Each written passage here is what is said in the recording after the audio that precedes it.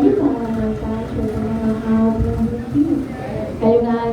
हरे कृष्ण महामंत्र नित्य लीला प्रवेश हमें शरणारविंद भक्तिवेदांत स्वामी श्रीला प्रभुपाद की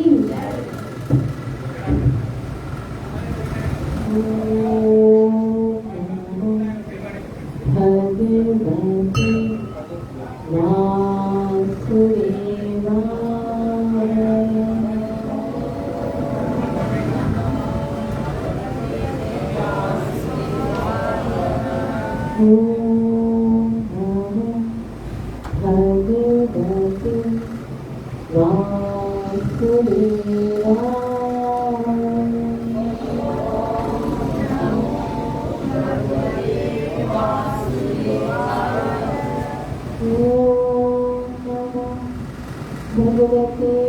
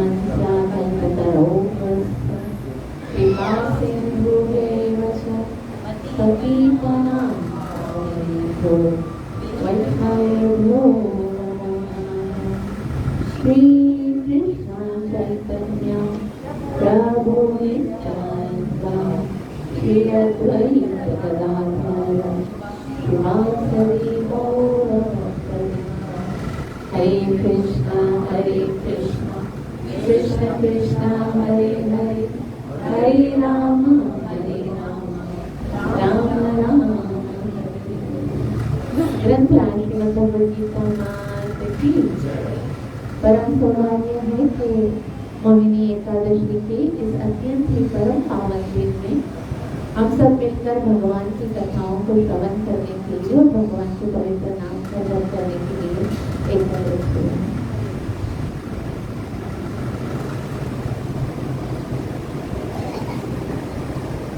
तो एकादशी के दिन स्पेशली उपवास होता है। उपवास का क्या मतलब है? उप का मतलब होता है निकट और वास का मतलब होता है निकट बैठना, मतलब भगवान के निकट बैठना। और भगवान के निकट बैठकर क्या करना? भगवान की कथा को श्रवण करना, भगवान के नाम को जप करना, तभी हमारा उपवास सक्सेस होता है। वरना खाली अनाज नहीं खाते हैं तो एक रिचुअल तो फॉलो हो जाता है, लेकिन वास्तविक जो हमारा उद्देश्य है वो क्या है? भगवान को प्रसन्न करना। तो वो कैसे प्रसन्न होंगे? जब हम उनका नाम जप करेंगे, जब उनकी कथा को श्रवण करें।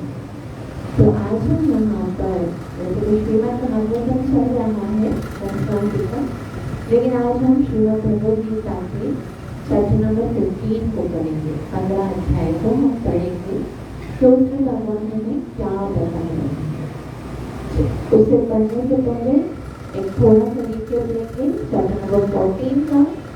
अध्याय 14 में भगवान ने बताया कि ये संसार में एक बंधन है, एक रस्सी है जो प्रत्येक जीव को अपनी ओर खींचती है। वो बंधन क्या है? वो बंधन है गुण।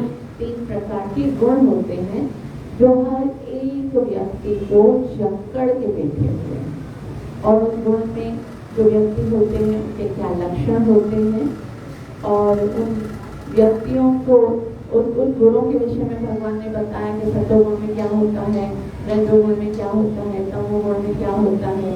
और इस संसार में जब हम रहते हैं तो सतोगुण से हमको सुख मिलता है, ज्ञान मिलता है, रजोगुण से इच्छाएं होती हैं, दुख मिलता है, तमोगुण से निद्रा, आलस, ये सब होता है। और फिर मरने के बाद क्या होता है? सतोगुणी व्यक्ति जो है अच्छे लोगों की तरफ जाते हैं, रजोगुणी व्यक्ति जो है वो सत्कामकर्मी व्यक्तियों के बीच में जाते हैं, तमोगुणी व्यक्ति जो है वो अधम व्यक्तियों की ओर जाते हैं। और फिर अर्जुन ने पूछा कि अच्छा ऐसा होता है तो फिर इन 3 गुणों से बाहर निकलने का क्या तरीका है? तो भगवान बताते हैं कि जो माम च योग विचारण भक्ति योगेन सेवते स गुणान् समतीतयतान् ब्रह्म बुद्ध्याय कल्पते। तो जो मेरी अव्यभिचारिणी भक्ति करेगा वो इन गुणों से मुक्त हो जाएगा। लेकिन अर्जुन के मन में एक प्रश्न आता है कि ठीक है कि आपकी भक्ति करने से तो फिर हम इस भौतिक जगत से मुक्त हो सकते हैं, लेकिन ये भौतिक जगत में हम रहते हैं तो इस भौतिक जगत ये इसमें हम आए हैं तो ये भौतिक जगत का स्वरूप क्या है? क्योंकि इसमें तो गुण है। हर एक व्यक्ति, आगे भगवान बताते हैं, इस लोक में, देवताओं के लोक में और सार्वभौम जितने भी उच्च लोक में कोई भी ऐसा व्यक्ति नहीं है जो इन तीनों गुणों से मुक्त है। तो अर्जुन बोलेगा तो हम तो इस भौतिक जगत में हैं तो वो डेफिनेटली हमको अट्रैक्ट करते हैं। अब कैसे ये भौतिक जगत जो है उसमें रहते हुए हम आपकी ओर आकर्षित होंगे और आपकी ऐसी भक्ति करेंगे कि हम इन गुणों से मुक्त हो जाएंगे। तो भगवान बोलते हैं जब असलियत पता चल जाएगी ना इस संसार की, तो तुम्हें इस भौतिक जगत की आसक्ति खुद ब खुद खत्म हो जाएगी। जैसे हर एक जगह जो है वहां पर हम जब जाते हैं तो हमें सबसे पहले क्या पता करना चाहिए कि ये जगह जहाँ हम जा रहे हैं वो क्या है और यहाँ क्यों जाया जाता है। समझ में आ रहा है? जैसे आप स्कूल जाते हो तो स्कूल जाने से पहले उस स्टूडेंट को पता होना चाहिए कि स्कूल में क्यों जा रहा हूँ, मैं क्या करने के लिए गया हूँ, स्टडी करने के लिए गया हूँ। वहां पर मुझे मौज मस्ती करने के लिए नहीं भेजा गया, वहां पर क्या करने के लिए भेजा गया? पढ़ाई करने के लिए भेजा गया। अगर आप किसी हॉस्पिटल में जाओगे ना, तो अगर कोई बीमार होगा, हॉस्पिटल जाएगा, तो उसको पता होना चाहिए हॉस्पिटल में मैं किसके लिए गया हूँ? ट्रीटमेंट करने के लिए। वहां पर मुझे सीरियस होकर, सिंसियर होकर अपना ट्रीटमेंट करवाना है ताकि मैं सही हो जाऊँ। और अगर हम होटल में जाते हैं तो होटल में जाएंगे, डिस्को में जाएंगे, तो फिर हम क्यों गए हैं वहां पर? एंटरटेनमेंट करने के लिए, इंजॉयमेंट करने के लिए। लेकिन अगर कोई स्कूल में जाकर सोचता है कि मैं तो होटल में आ गया हूँ, अभी यहाँ पर मैं मनोरंजन करूंगा, एंजॉय करूंगा, तो फिर क्या होगा? टीचर उसको पनिश करेगी, है ना। जो जगह जिस कार्य के लिए है वहां पर जाकर वही कार्य हमें करना चाहिए।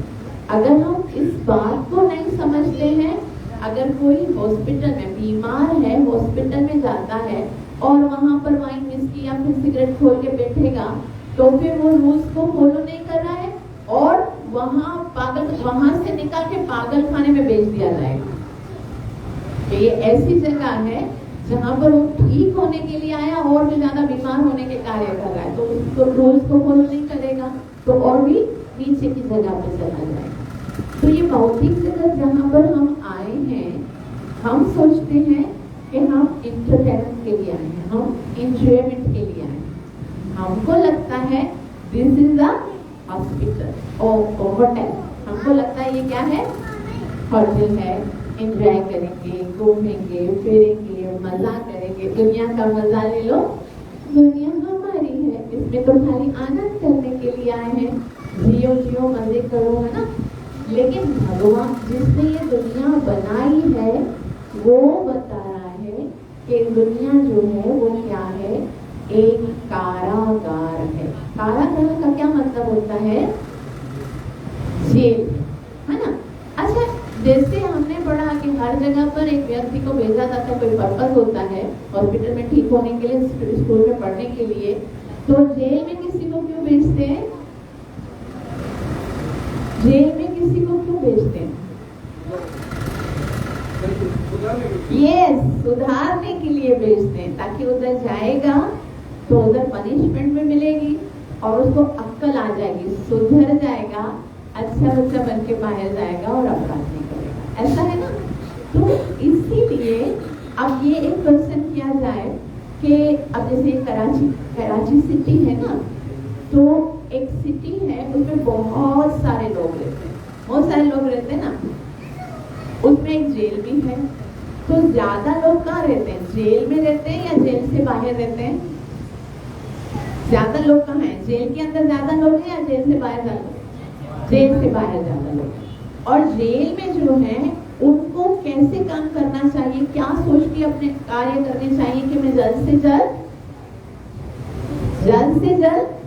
यहाँ से रिहा हो जाऊं, बस इतना है।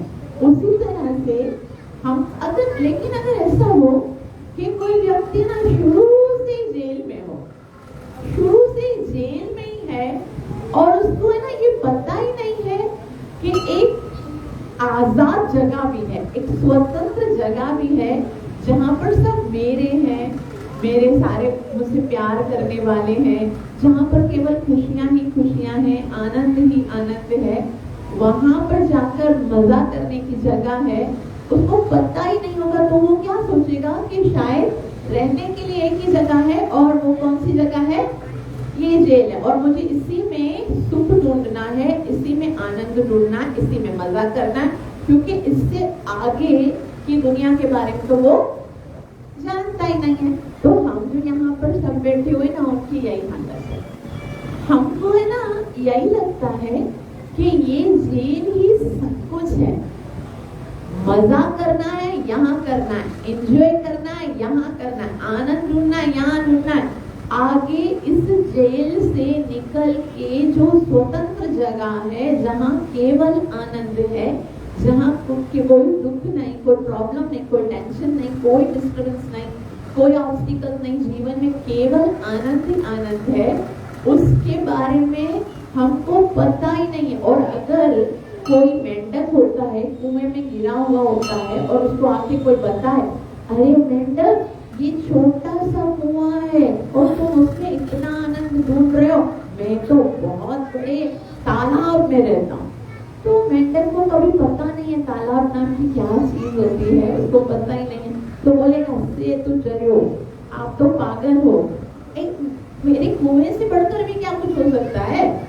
इसी में मजा है, इसी में देखो हम स्विम करते हैं, इसी में मेरी दूसरी मेंढकियां भी हैं, ये मजा है, यहाँ पर खाने के लिए सब कुछ है, क्या तुम तालाब की बात करते हो।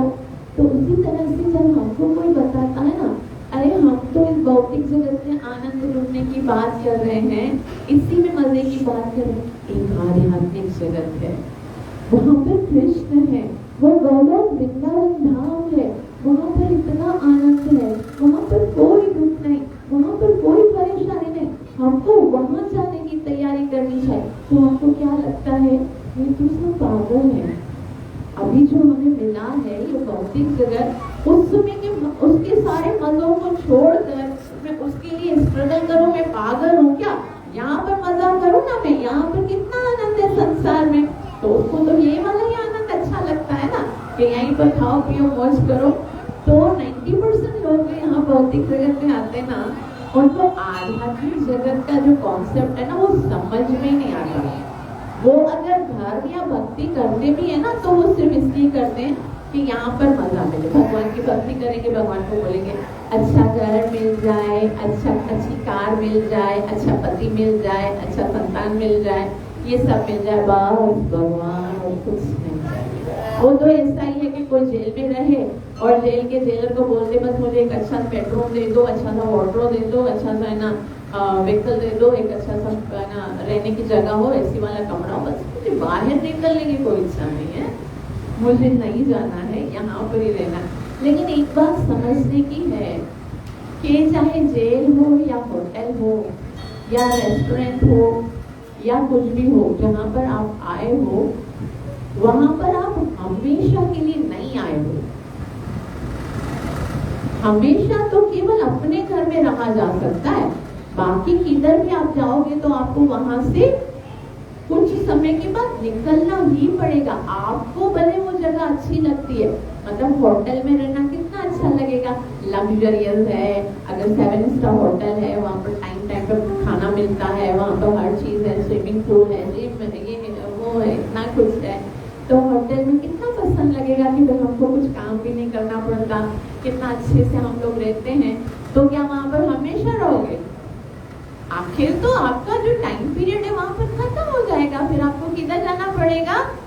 लौट के बुद्धू फिर घर आना पड़ेगा। तो इसी तरह से ये भौतिक जगत एक तो जेल है, लेकिन अगर आपने इसको इतरनट अपना समझ भी लिया तो भी आपको यहाँ पर तो नहीं रहने दिया जाएगा। फिर तो हमें क्या करना पड़ेगा? हमें शास्त्र में ढूंढना पड़ेगा कि मेरा घर कहाँ है, असल में मुझे कहाँ रहना है, जहाँ से मुझे निकाला ना जाए उस जगह पर जाने की तैयारी करनी पड़ेगी। तो इसके विषय में भगवान हमें चैप्टर नंबर 15 में बहुत ही प्यारा सा उदाहरण और दृष्टांत देकर समझाते। तो ये बहुत ही छोटा सा अध्याय है, बिल्कुल श्रीमद् भगवद गीता के 2 अध्याय एकदम छोटे से हैं। तो उसके अंदर कितने श्लोक हैं? खाली 20 श्लोक हैं, 2 अध्याय से। कौन कौन से हैं? 12 और 15। वो बिल्कुल छोटे से हैं, उसमें ना 20 श्लोक हैं। और उससे भी बड़ी बात है कि ये सबसे महत्वपूर्ण है, बहुत ही ज्यादा महत्वपूर्ण है। बहुत कुछ है, इवन जो कुछ सारे शास्त्र को पढ़ के समझना है वो इन 20 श्लोकों में भगवान ने समझाया है। तो अभी इसमें हम क्या पढ़ेंगे? पहले से लेकर 6 तक इसको हम ब्रेक डाउन करेंगे कि इन 20 श्लोकों में क्या है। 1 से लेकर 6 तक भगवान ये बताते हैं कि भौतिक जगत जो है वो आध्यात्मिक जगत का केवल रिफ्लेक्ट है। रिफ्लेक्ट मतलब रिफ्लेक्शन क्या होता है? शेडो होता है, प्रतिबिंब होता है। जैसे प्रतिबिंब का क्या मतलब है कि जैसे आपके पास है ना एप्पल है, आपको एप्पल खाना है और आपके सामने आईना है, एप्पल इधर लगा हुआ है और आपको किसमें दिख रहा है? आईने में दिख रहा है। और आप अगर एप्पल खाने की इच्छा करते हो और असली एप्पल की बजाय आईने वाले एप्पल को पकड़ने की या उसको खाने की कोशिश करोगे तो क्या होगा? हाँ, ऐसे जाके उसको पकड़ोगे तो क्या होगा? सर माथा फूटेगा, मिलेगा नहीं एप्पल, है ना। आईना जो है वो उसमें से एप्पल निकलने वाला नहीं है, लेकिन फिर भी आपको लगता नहीं मुझे ये वाला ही खाना है। आप असली की तरह देख ही नहीं रहे हो। हमारी यही है ना, हम सबकी यही दशा है। हम ना असली वाला जो वास्तविक आनंद का स्रोत है उसकी ओर देख नहीं रहे हैं, और जो कुछ रिफ्लेक्शन है, जो प्रतिबिंब है, उसमें हम सोच रहे हैं कि इसको खा के मजा करें, और उसमें मजा आने वाला है नहीं, क्योंकि वो तो असली है ही नहीं। फिर खा के देखेंगे तो भी मजा आएगा नहीं, कोशिश सब करते रहेंगे। तो पहले से लेकर 6 तक भगवान हमें बताते हैं कि ये भौतिक जगत सारा रिफ्लेक्शन है, खाली आईने में परछाई दिख रही है, प्रतिबिंब है। इसमें तुम फंसे हुए हो, ऊपर देखो, रियल जो है, जो एप्पल का दरख्त है वो तो ऊपर है, वहां पर आ जाओ तो असली सुख मिलेगा। और उसके बाद भगवान बताते हैं 7 से लेकर 11 तक, कि भौतिक जगत में हम किस प्रकार से दुख भोग रहे हैं। हमको यकीन ही नहीं है ना कि हम दुख भोग रहे हैं, तो भगवान हमें रियलाइज कराते हैं कि किस तरह से दुख भोगते हैं। और फिर 12 से लेकर 15 तक भगवान ये बताते हैं कि जीव के ऊपर भगवान की कितनी कृपाएं हैं, क्या क्या किया है भगवान ने जीव के लिए। और फिर 16 से लेकर 16, 17, 18 इन 3 श्लोकों में 3 श्लोक की भगवत गीता है, और 19 और 20 में शुद्ध भक्ति से क्या लाभ होता है और वो हमें बताएगा। तो बहुत ही कंक्लूजन करके हम उसको बताएंगे कि इसमें क्या है। पहले तो भगवान ये बताते हैं कि पहले 6 श्लोकों में क्या बताएंगे कि भौतिक जगत क्या है, आध्यात्मिक जगत का प्रतिबिंब है, अक्स है या शेडो है या फिर रिफ्लेक्शन है। तो भगवान बताते हैं अर्जुन अश्वत्थम प्राहुरव्ययम् छन्दांसि च छन्दांसि यस्य पर्णानि यस्तं वेद स वेदवित् कि ऊर्ध्वमूलम् अधःशाखम्, एक ऐसा अश्वत्थ वृक्ष है। अश्वत्थ कौन सा वृक्ष होता है? बैनियन ट्री होता है, पीपल का वृक्ष होता है। और भगवान कहते हैं एक ऐसा है, वो एकदम यूनिक है। ऊर्ध्वमूलम् अधःशाखम्, उसकी जड़ें कहाँ पर है? ऊपर है। शाखाएं कहाँ पर है? नीचे है। असल में कैसे होता है? जड़ें कहाँ पर होती है? कहाँ होती है? नीचे होती है। और शाखें कहाँ पर होती है? ऊपर होती है। तो फिर अर्जुन बोले ऐसा कैसे हो सकता है? शाखाएं तो ऊपर होती है, जड़ें नीचे होती है, ये कौन सा वृक्ष आप बता रहे हो कि ऊर्ध्वमूलम् अधःशाखम्, ये सब तो कैसा हो सकता है? तो भगवान ने कहा कभी तुम नदी के किनारे गए हो? कौन कौन गया है? जब नदी के किनारे, दरिया के किनारे नहीं, नदी के किनारे, ठीक है। उसमें क्या होता है? नदी के किनारे पर अगर कोई पौधा होता है, कोई वृक्ष होता है, तो उसका रिफ्लेक्शन उस नदी में आएगा। जो वृक्ष है वो सीधा खड़ा होगा और नदी में वो कैसे दिखेगा? उल्टा दिखेगा। तो अच्छा अर्जुन बोलता है ये तो समझ में आ गया, लेकिन उल्टा दिखने के लिए तो क्या चाहिए? नदी चाहिए। क्या चाहिए? वृक्ष तो सीधा है ना, दिख किस में रहा है? नदी में, इसके लिए वो उल्टा है। तो फिर ये भौतिक जगत जो है वो आखिर किस तरह से हमको, वो नदी कहाँ है जिसमें हमको उल्टा दिख रहा है? तो भगवान बोलते हैं कि जो आपकी इच्छाएं है ना, वो जो हर एक व्यक्ति की इच्छाएं हैं, वो ही एक नदी बन जाती हैं। और उन इच्छाओं के कारण जीव आध्यात्मिक जगत को छोड़ देता है और भौतिक जगत में आकर इस उल्टे नदी वाले, अक्स वाले वृक्ष में आनंद खोजने की कोशिश करता है। बस यही करता है और इसी के कारण वो फंस जाता है। तो भगवान उसके बारे में थोड़ा और भी बताते हैं कि मानव जीवन में कर्मों के द्वारा जो है वो जो कर्म करता है उसके कारण इस वृक्ष में वो फंस जाता है। उसमें इस वृक्ष के अंदर गुण होते हैं और फिर क्या होता है? इस वृक्ष को पोषण कैसे मिलता है? जो भी है ना हम कर्म कर रहे हैं, जैसा जैसा कर्म कर रहे हैं तो वो वृक्ष बढ़ रहा है, उसकी शाखाएं बढ़ रही हैं, ब्रांचेस बढ़ रही हैं, कर्मों के फल मिल रहे हैं। और ये पत्ते जो हैं वो वैदिक स्रोत है, बहुत कुछ बताते भगवान कहते हैं उसके बारे में कि अधशोषं प्रसृतास्तस्य शाखा गुणा प्रवृद्धा विषया प्रबाला अधश्च मूलान्यनुसन्ततानि कर्मानुबन्धानि मनुष्यलोके। तो वैसे यहाँ पर एक क्वेश्चन हो सकता है, अर्जुन पूछ सकता है कि भाई बहुत सारे टाइप के वृक्ष होते हैं, मैंगो का भी वृक्ष होता है और एप्पल का भी होता है, ऑरेंज का भी होता है, सारे वृक्ष होते हैं। आपने ये क्यों कहा कि ये जो वृक्ष है वो अश्वत्थ या पीपल या बैनियन ट्री क्यों बताया? दूसरे वृक्ष क्यों नहीं बताया? कोई भी वृक्ष हो सकता है। तब अर्जुन ने कहा बाकी वृक्ष बहुत सुलझे हुए होते हैं। एक ट्री होता है सीधा और उसके अंदर एप्पल होंगे या मैंगो होगा तो वो एक, लेकिन ये जो पीपल का वृक्ष है ना, उसके अंदर इतना उलझन होता है, किसी को समझ में नहीं आता उसके अंदर इतनी जड़ें होती हैं और आपको दिखने में लगेगा कि कोई ये अगर कोई बैनियन ट्री जो है, पीपल का वृक्ष जो है वो फलीभूत हो जाता है ना, तो आपको एक ट्री ऐसा लगेगा कि पूरा जंगल है, अंदर से अंदर और दूसरी जो है ना जड़ें निकलती हैं, किसकी शाखाएं ऊपर जा रही है, नीचे जा रही है, यहाँ से निकल रहा है, वहां से निकल रहा है, और एकदम फैला हुआ वो ट्री होता है।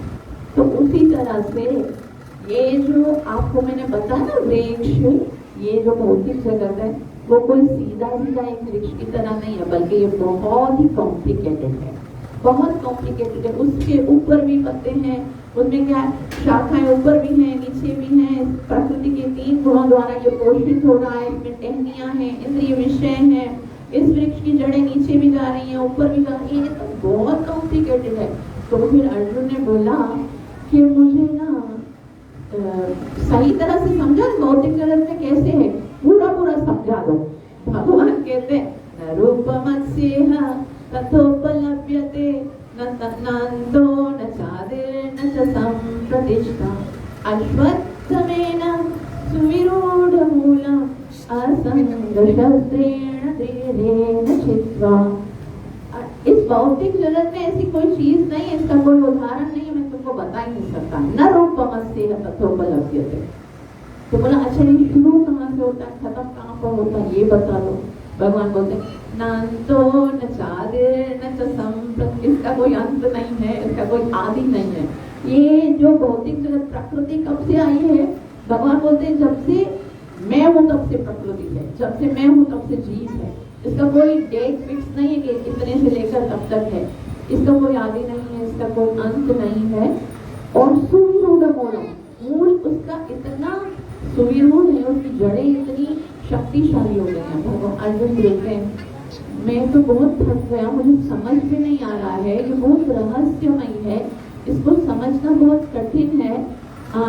तो भगवान ने एक सिंपल ना आदेश दिया कि Arjun don't figure it, just get out from it. इसको समझने की कोशिश करो, ये बहुत कठिन है, तुमको समझ में आने वाला नहीं है। ये भौतिक जगत जो है ना वो बहुत कठिन है। आप जब कभी दरिया में गिर जाओ, भगवान ना करे, ठीक है, अगर किसी से कहीं पर कोई गिर जाए तो वो पहला काम क्या करेगा, हाँ, कैसे भी करके मैं बाहर निकलूं। लेकिन अगर कोई दरिया में गिर के ये सोचता मैं गिरा कैसे, मुझे पहले ये जानना है कि मैं गिरा कैसे, तो फिर वो बेवकूफ है, क्योंकि ये सोचता रहेगा तो कहीं डूब ना जाए। पहले तुम बाहर निकलो, बाद में उसको ढूंढो मुझे दिक्का किसने दिया था, पहले निकलो तो सही। तो भगवान बोलते हैं कि तुम फंस गए हो, तुम कैसे फंसे, क्या है ये, वो बाद में सोचो, पहले क्या करो, यहाँ से निकलने का प्रयास करो। तब भगवान कहते हैं, अर्जुन पूछेगी कहाँ कैसे निकलूं, चलो ठीक है ये बताओ कि इतना कठिन है तो निकलो कैसे। तब भगवान कहते हैं अश्वत्थमेन सुविरूढ़मूलम् असंगशस्त्रेण दृढ़ेन छित्त्वा। एक कुल्हाड़ी है, वृक्ष को किससे काटते हैं, कुल्हाड़ी, एक कुल्हाड़ी है जो इस वृक्ष को काट सकती है। अर्जुन बोलेगा वो कौन सी कुल्हाड़ी है। तब कृष्ण कहते हैं असंग शस्त्रेण। असंग मतलब विरक्ति, डिटैचमेंट का एक हथियार है, अगर वो मिल जाए ना तुमको तो तुम उससे काट सकते हो। तो डिटैचमेंट वर्ड सुनकर हमको कैसा लगता है कि भाई ये बहुत ही कठिन कार्य है, आसक्ति तो बन जाती है भौतिक जगत से, भौतिक व्यक्तियों से, भौतिक वस्तुओं से कितनी आसक्ति है हमारी, तो डिटैचमेंट कहाँ से आएगी। तो श्लोकाल जी बोलते हैं वैराग्य जो है वो तब आता है जब अनुराग हो जाए। ये बहुत ही ना आशकाना लैंग्वेज है कि क्या होता है, आपका अटैचमेंट तब तक रहता है जब तक आपको उससे ज्यादा आकर्षित कोई मिलता नहीं है। जब आपको जैसे किसी से पहले क्या होता है, वो हम है ना एक सॉन्ग भी सुनते हैं कि अभी है ना जीवन जैसे बदल जाता है कि गोलियां खिलौने सारी सहेलियां अब मुझे अच्छी नहीं लगती, अभी ये चीजें अच्छी नहीं लगती, क्योंकि अब मुझे किसी से जब प्यार हो जाएगा ना तो ये दूसरी सारी जो हमारी पसंद की चीजें होंगी, ये घूमना फिरना, चॉकलेट, टॉफी, डॉल, ये सब नहीं पसंद आएंगी। तो उस तरह से फिर इस तरह से फिर हम उसको प्राप्त कर लेंगे, फिर बच्चा हो जाता है, फिर बच्चे की ओर पूरा आकर्षण हो जाता है ना, फिर वो जो है ना रोमांस है वो भी खत्म हो जाता है। तो इसी तरह से क्या होता है, जब हमें भगवान की ओर आसक्ति उत्पन्न हो जाती है, कृष्ण के प्रति अनुराग उत्पन्न हो जाता है, तो भौतिक जगत से वैराग्य आ जाता है। ये बहुत सरल है, लेकिन ये बहुत प्रैक्टिकल है। ये केवल सुनने से नहीं आता है, ये करने से आता है। जितना जितना हम भगवान की ओर आकर्षित होते हैं, उतना उतना भौतिक जगत से डिटैचमेंट आती जाती है, खुद का खुद हो जाता है। जितना विशेष अनुराग होता, उतना ही दृढ़ वैराग्य होता है। देखो कितने अच्छे अच्छे लोग होते हैं, हम देखते हैं राज ऋषि लोग होते हैं, जिनके बड़े बड़े राज होते हैं, हजारों रानियां होती हैं, धन होता है, और भगवान की ओर जाते हैं तो अपना सब कुछ छोड़ के चले जाते हैं। कितना कुछ उनके जीवन में एंटरटेनमेंट होता होगा, कितना कुछ भौतिक है ना। हमारे पास तो भौतिक सुख कुछ भी नहीं है, लेकिन उनके पास कितना सारा होता है, कितने बड़े बड़े राज महल होते हैं, सब कुछ होते हैं, सब छोड़ के जाते हैं, भगवान से प्यार हो जाता है। तो है ना, फिर ऐसे भी सोच सकते हैं, भगवान अर्जुन को बताते हैं कि जब डिटैचमेंट की कुल्हाड़ी से हम इस वृक्ष को काटेंगे तो फिर हम वहां से निकल सकेंगे। अर्जुन बोलेंगे निकलेंगे तो फिर किधर, दूसरी जगह पे जाना पड़ेगा। जैसे अगर आपको एक घर से निकाल दिया जाए, अगर आप वहां से आप निकल रहे हो, वहां से निकलने से पहले अपना बंदोबस्त तो कहीं पर करना पड़ेगा ना। अगर आप वो घर भी छोड़ दो और आपका कोई दूसरी जगह में प्रबंध भी नहीं है, फिर तो फंसे ना, फिर तो ना घर के रहना। तो अर्जुन को भगवान बोलते नहीं, इसके बाद क्या करना है, आप जब यहाँ से इस वृक्ष को काटोगे भौतिक जगत के, फिर क्या करना है, पदंत परिमार्गितव्यं यस्मिन् गताना निवर्तन्ति तत् पदम तत् परिमार्गितव्यं। फिर तो तुम ऐसी जगह ढूंढो जो कि सर्वश्रेष्ठ है। तो अर्जुन बोलेगा लेकिन पहले ये बता दो वो इटर्नल तो होगी ना, ऐसा नहीं कल फिर वहां से भी निकलने की बात करो।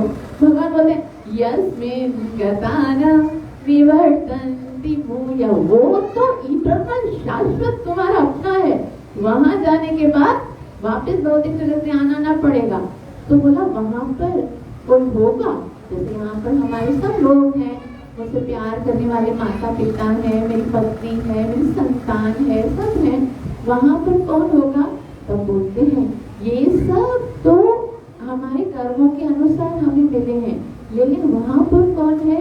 तमेव चाद्यं पुरुषं प्रपद्ये यत् प्रवृत्ति प्रसिता पुराण, जिससे तुम्हारा इटर्नल संबंध है, जो तुम्हारा वास्तविक शुभ चिंतक है, जो तुम्हारा वास्तविक प्रेमी है, वो है तमेव चाद्यं पुरुषम, वो आदि पुरुष है, जो तुम्हारा स्रोत है, जिससे तुम आए हो, जो तुम्हारा अगर संबंध है तो बस उसी से है, वो वहां पर मिलेगा और वो इटर्नल जगह और शाश्वत संबंध मिलेगा।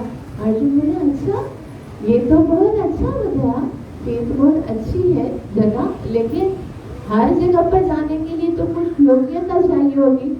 अगर आप यहाँ से फॉरेन कंट्री में जाते हो तो आपके पास तो वहाँ की वीजा होनी चाहिए ना, पासपोर्ट भी होना चाहिए, और आपको तो टेस्ट भी देना पड़ता है। कौन सा टेस्ट देते हैं?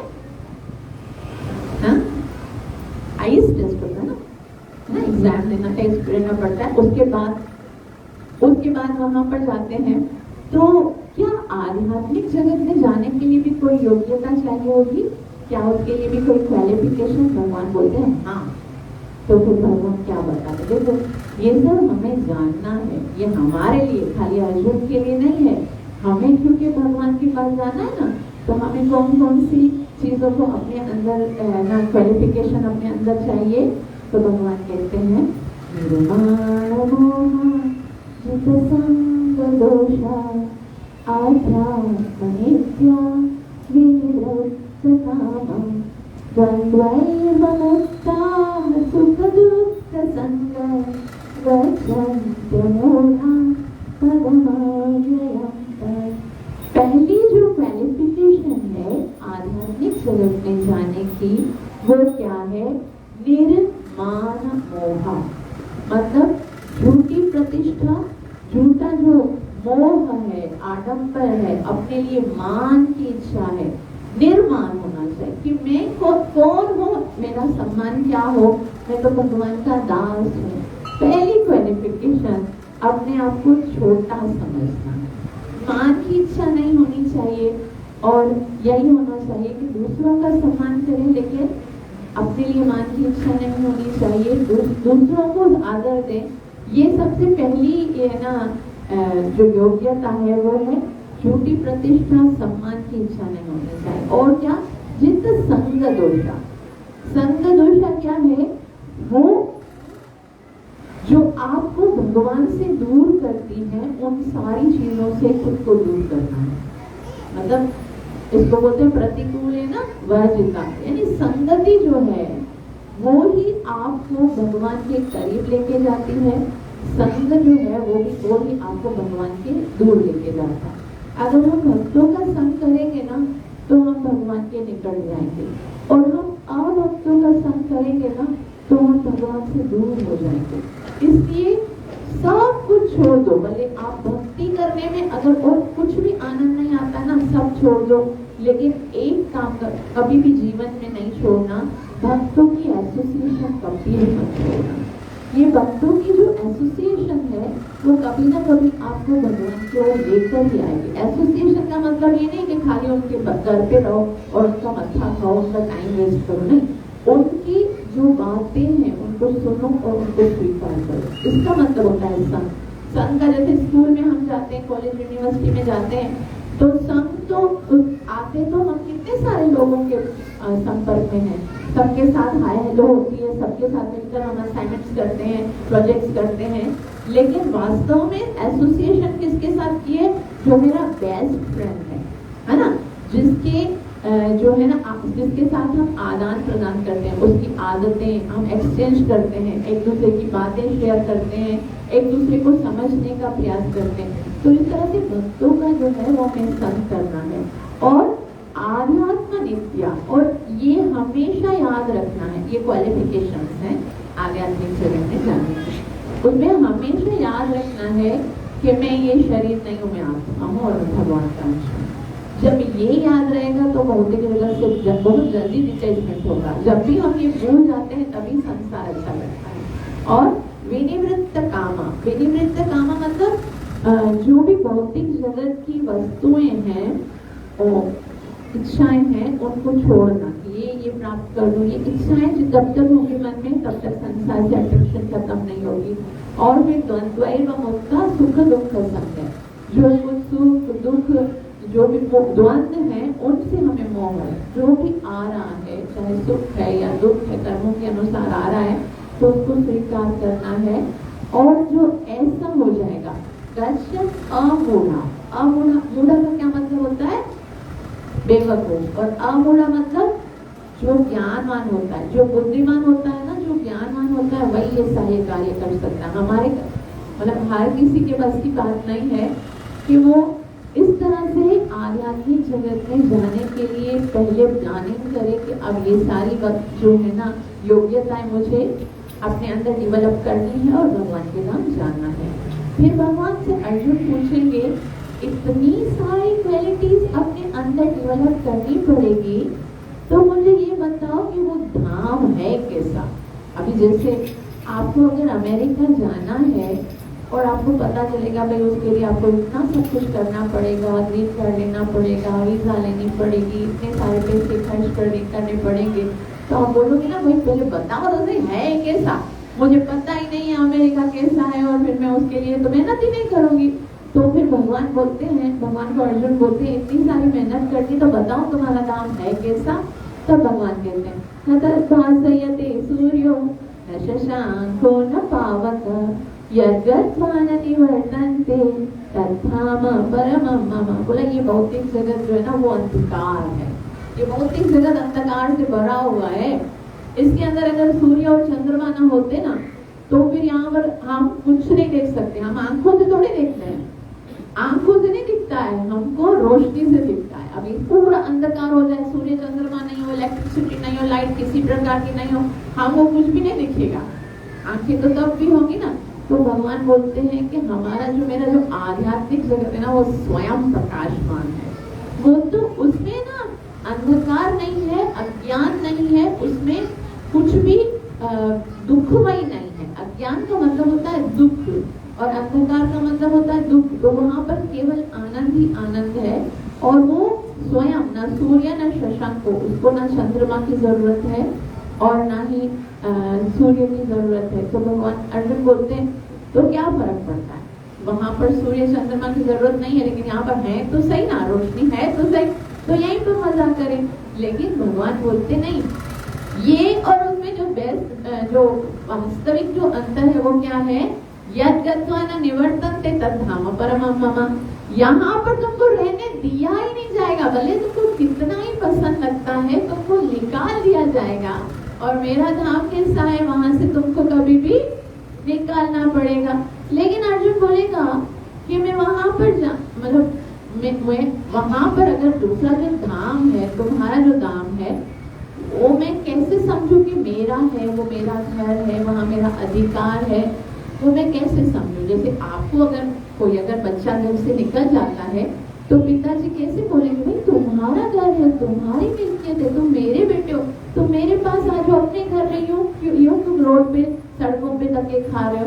तब भगवान बोलते हैं कि अर्जुन ममई वांशो जीवलोके जीवभूत सनातन, तो जीव जो है वो तो मेरा अंश है ना, मेरा अंश है, तो वो मेरे साथ रहना चाहिए। भौतिक जगत में ये जो जीव है वो संसार में बार बार जन्म मरण के चक्कर में फंसने के लिए, अलग अलग योनियों में जाकर दुख भोगने के लिए, माताओं के गर्भ में भटकने के लिए थोड़ी है। मेरा संतान है, मेरा अंश है, तो मेरे साम्राज्य में आकर आनंद करने के लिए है, तो मेरे पास आना चाहिए उसको। तो अर्जुन बोलेगा अच्छा, मैं जब जीव तुम्हारा ही अंश है तो संसार में क्यों है क्यों संसार में, उसको तो फिर तुम्हारे पास आना चाहिए। तब भगवान कहते हैं मनःषष्ठानि इंद्रियाणि प्रकृष्ठानि कर्षति, ये मन के अंदर है ना बहुत सारी इच्छाएं लेकर आता है। घर में रहने के भी कुछ रूल्स एंड रेगुलेशंस होते हैं, और जब मेरे धाम में रहता है ना तो फिर मेरी बात नहीं मानता, रूल्स को फॉलो नहीं करता, मन में अलग अलग इच्छाएं करता है, और संसार में आकर क्या करता है, संघर्ष करता है। वो मनःषष्ठानि अपने मन और 6 इंद्रियों के साथ द्वारा घोर संघर्ष करता है। तो अगर हम थोड़ा अपने प्रैक्टिकल जीवन में देखें कितना संघर्ष किया है, हर कोई व्यक्ति जो है इस भौतिक जगत में आया है ना, उसका अपना एक संघर्ष पूर्ण जीवन है। जो स्कूल में बच्चे पढ़ते हैं उनका अपना संघर्ष है ना, जो बिजनेस करते हैं उनका अपना संघर्ष है, जो यूनिवर्सिटी में आते हैं उनका अपना संघर्ष है। जीवन एक संघर्ष का नाम है।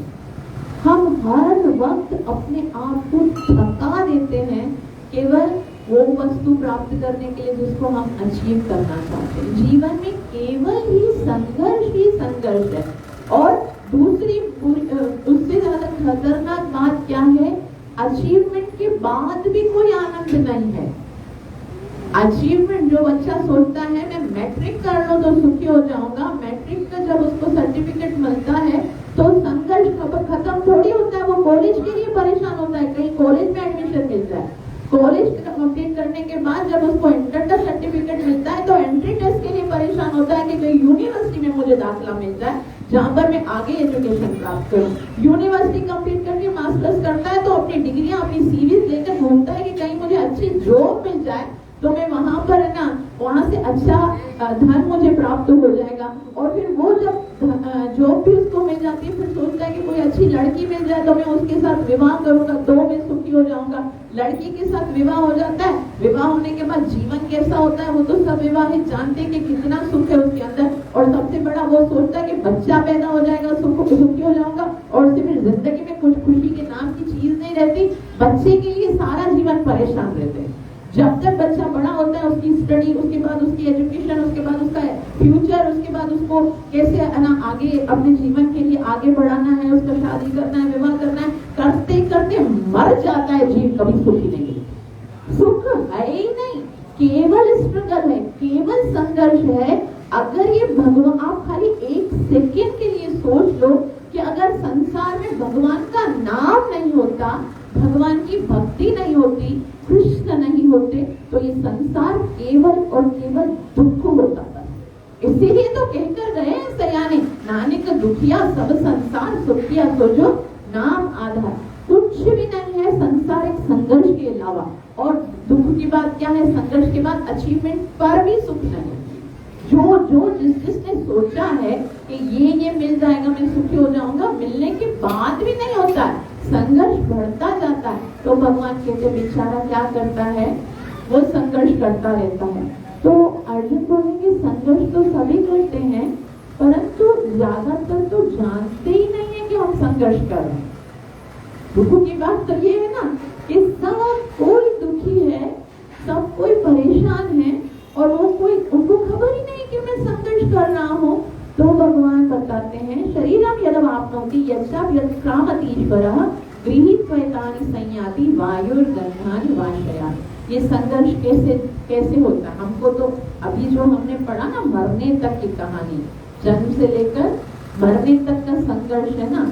भगवान बोलते हैं यहाँ तक खत्म नहीं होता, उसके बाद क्या होता है, उसके बाद भगवान कहते हैं शरीरम यदवाप्नोति, इस शरीर में जीव अपनी देहात्म बुद्धि को एक शरीर से फिर दूसरी शरीर, यहाँ पे जो कामनाएं की थी, यहाँ पे जो सोचा था ये प्राप्त करना, ये करना, उसको इच्छाएं जो की थी, उसी के कारण फिर कल हमें दूसरा शरीर भुगतना पड़ता। उसी तरह जिस तरह से वायु गंध के स्थान से गंध को लेके जाती है, उसी प्रकार एक शरीर धारण करता है और फिर उसको छोड़कर फिर दूसरा शरीर, इस तरह से चलता रहता। हमको खबर भी नहीं है कि हम कितने जन्मों से भटक रहे हैं।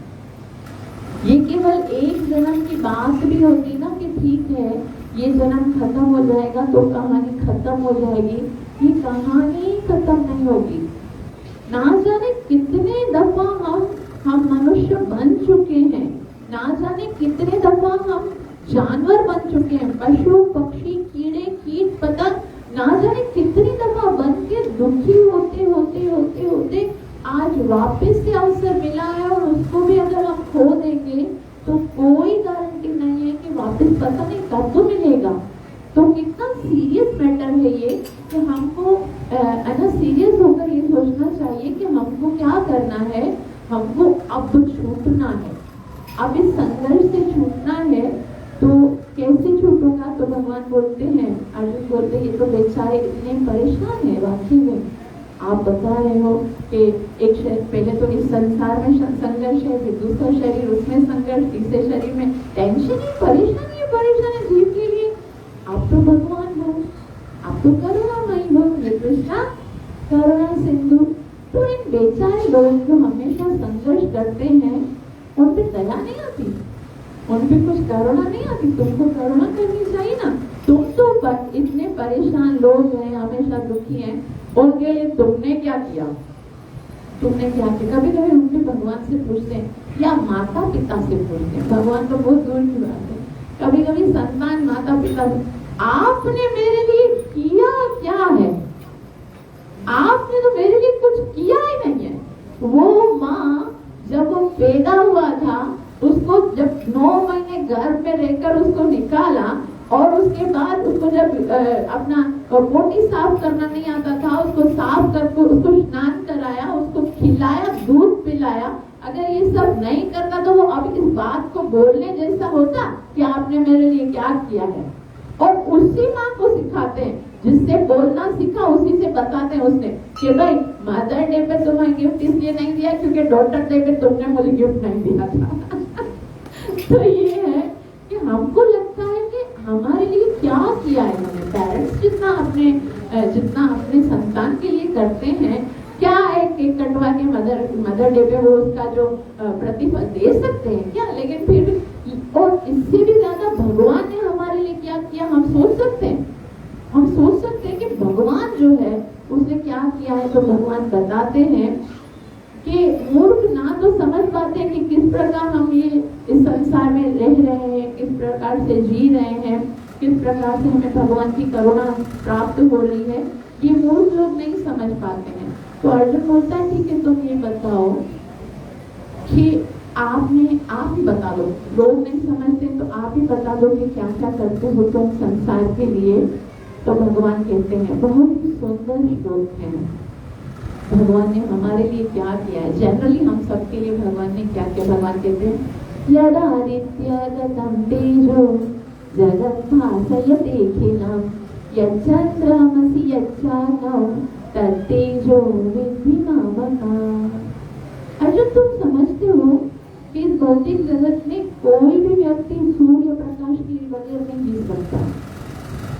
हम बोलते हैं ना, सब कुछ हमें अपने कर्मों से मिलता है, ये सूर्य प्रकाश आपके कर्मों से नहीं मिला है, ये सूर्य प्रकाश भगवान की कृपा से मिला है। ये भगवान कहते हैं, ये जो सूर्य सारे संसार के अंधकार को दूर करता है। अगर हम 1 मिनट के लिए सोचे ना, सूर्य अगर नहीं होता तो हम सब उसी समय जम के मर गए होते जिस समय पैदा हुए थे। इस संसार में जो ये तापमान होता है, कितने सेंटीग्रेड हमारा तापमान है, ये सूर्य के कारण है, और सूर्य के कारण हम जी रहे हैं। तो भगवान बोलते हैं, वो सूर्य का तेज मेरी तरफ से आता है, मैं जिससे अंधकार दूर होता है। और वो भगवान कहते हैं, यह चंद्रमसी, जो चंद्रमा के साथ जो शीतलता प्राप्त होती है ना, वो मैं देता हूँ। और जो अग्नि के द्वारा जो तेज प्राप्त होता है, अगर अग्नि नहीं होती सोचो तो कैसे खाते, है ना, हम क्या खाते, पक्का के क्या आटा चावल खाते, रुखा ऐसे बगैर पके हुए। इस संसार में जितने भी फैक्ट्रीज हैं, जितने भी इंडस्ट्रीज हैं, जितने भी इलेक्ट्रिसिटीज हैं, वो सब सूर्य चंद्रमा अग्नि के द्वारा बनती हैं। अगर ये नहीं होता, हमने कभी भगवान की कृपाओं के बारे में सोचा ही नहीं है कि भगवान ने हमें क्या क्या दिया है। अगर ये नहीं देते तो क्या जी सकते? कोई एक ड्रेस ला के देता है, हमको कितना अच्छा लगता है, मुझे ब्रांडेड ड्रेस गिफ्ट किया है। भगवान ने ये शरीर दिया है जिसके ऊपर ब्रांडेड ड्रेस पहनते हैं, नहीं होता तो क्या पहनते, है ना, होता ही नहीं तो क्या पहनते। जो कोई रिंग देता है ना, हमको लगता है ये तो मुझे तो रिंग दिया गिफ्ट गोल्ड का, ये फिंगर दी, उसके बारे में कभी सोचा नहीं होती, ये हार्ड फिंगर नहीं होती, कहाँ पे पहनते ये रिंग, है ना, बहुत ही। तो भगवान ने कितना सब कुछ किया है। भगवान आगे कहते हैं, अर्जुन मैंने और क्या किया पता है, कामाविश्य च भूतानि धारयामहमोजसा पुष्णानि चौषधि सर्वा सोमो भूत्वा रसात्मका। कि ये जो जितने भी ग्रह हैं, जितने भी प्लैनेट्स हैं, वो सब घूम रहे हैं ना। तो साइंस हमको क्या बताती है, कैसे घूम रहे हैं ये सब है ना, ये जो लॉ ऑफ ग्रेविटी हम पढ़ते हैं, ग्रेविटी फोर्स के द्वारा ये घूम रहे हैं, आपस में टक्कर नहीं लग रही है। लेकिन अर्जुन, तुमको पता है कोई भी लॉ बनाने वाला कोई होता है ना, ऐसे तो कोई लॉ नहीं पास हो जाता, कोई बनाता है ना। तो ये इतना सुंदर जो व्यवस्था बनाई है, ये जो इतना सुंदर सिस्टम जो डिजाइन किया, वो किसने किया है? भगवान कहते हैं ये मैंने डिजाइन किया, वरना तो तुम्हारी पृथ्वी ऐसे घूम रही होती ना, तो तुम 1 सेकंड के लिए खड़े नहीं हो सकते ऐसे से हर वक्त ना, तुमको ऐसा लग पृथ्वी तो घूम रही है, सूर्य तो, ये सारे ग्रह तो घूम रहे हैं, कभी गिरते नहीं है, कभी हमको लगता नहीं है कि भाई ये कोई सूर्य ना हमारे ऊपर गिर जाए, कोई ऐसा एक्सीडेंट होता नहीं है, सब घूम रहे ग्रह। लेकिन फिर भी वो किसकी शक्ति से हो रहा है? वो भगवान की शक्ति से हो रहा है। भगवान की कितनी कृपाएं हैं हमारे ऊपर, हम कुछ सोच नहीं सकते। भगवान बोलते हैं, पुष्णा में चौषधि सर्वा सोमो भूत्वा रसात्मकम्, कि जितनी भी औषधियां होती हैं, कभी हम बीमार होते हैं तो जो जड़ी बूटियां होती हैं, जो औषधियां होती हैं, उनके अंदर जो पावर आता है, जो हम खाते हैं, सब्जियां खाते हैं, फल तरकारियां खाते हैं, उनके अंदर जो रस आता है वो कहाँ से आता है? भगवान बोलते हैं, सूर्य बनकर समस्त जो जितने भी ये भावक हैं उनके अंदर रस डालता हूँ, उनके अंदर रस मेरी कारण आता है। भगवान बोलते हैं, समस्त वनस्पतियों में जीवन रस प्रदान करता हूँ चंद्रमा बनकर। ये चीजें तो साइंस को भी पता नहीं है। साइंस क्या बोलते हैं, पौधे को उगने के लिए क्या चाहिए? सूर्य प्रकाश और जल चाहिए। चंद्रमा की तो बात ही नहीं है। लेकिन भगवान बोलते हैं, अगर चंद्रमा ना होते तो उसके अंदर रस की शक्ति नहीं आती। तो वो हम अर्जुन बोलेगी इसमें कौन से बड़ा काम कर दो, मेरे लिए पर्सनल थोड़ी है, ये तो जनरल सबके लिए है, सबको सूर्य प्रकाश दिया है, सबके लिए। हो सकता है सूर्य होगा या अपने भक्तों के लिए होगा, अभी सूर्य प्रकाश हमको भी आ रहा है तो क्या करें, है ना। तो ये तो जनरल सबके लिए दिया है, सूर्य प्रकाश है, चंद्रमा का प्रकाश है, या ग्रह है, ये तो तुम्हारी अपना सिस्टम बनाया है। मेरे लिए क्या किया है तुमने स्पेशली। तो भगवान बताते हैं तुम्हें पता है अर्जुन, जब तुम खा लेते हो ना, खाने के टाइम पर तो तुमको याद होता है कि आज के मेन्यू में क्या होगा, दाल राइस होंगे, करी राइस होंगे, या फिर पनीर होगा, या फिर ना आज तो एकादशी है तो एकादशी का प्रसादम होगा, अलग अलग होता है जो तो खाने के टाइम पर तुमको याद होता है।